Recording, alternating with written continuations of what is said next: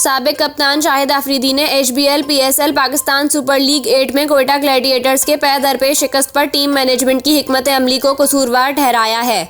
निजी TV show में मेजबान ने शाहिद अफरीदी से क्वेटा ग्लैडिएटर्स समेत कप्तान सरफराज अहमद की परफॉर्मेंस से मुताल्लिक सवाल किया, जिस पर शाहिद ने इस्लामाबाद यूनाइटेड की मिसाल देते हुए क्वेटा ग्लैडिएटर्स की हिकमत अमली पर तनकीद की और कहा कि हर टीम में बेंच पर ऐसा खिलाड़ी मौजूद होना चाहिए जो किसी खिलाड़ी के बाहर होने पर इसकी कमी को पूरा कर सके, लेकिन क्वेटा ग्लैडिएटर्स की टीम में ये हिकमत अमली कहीं नजर नहीं आती।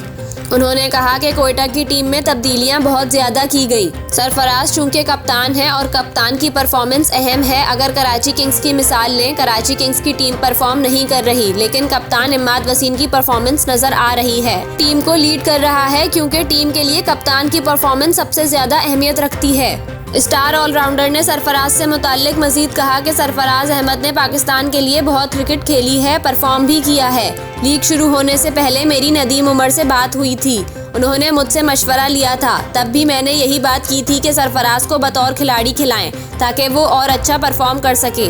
इस पर टीम के बजाय अपनी परफॉर्मेंस का प्रेशर हो और वो अपनी गेम एंजॉय कर सके। वाज़ेह रहे कि इस सीजन में सरफराज ने बतौर कप्तान 5 मैचेस खेले हैं, जिसमें इनका मजमूई स्कोर 25.75 की औसत से 103 रहा है।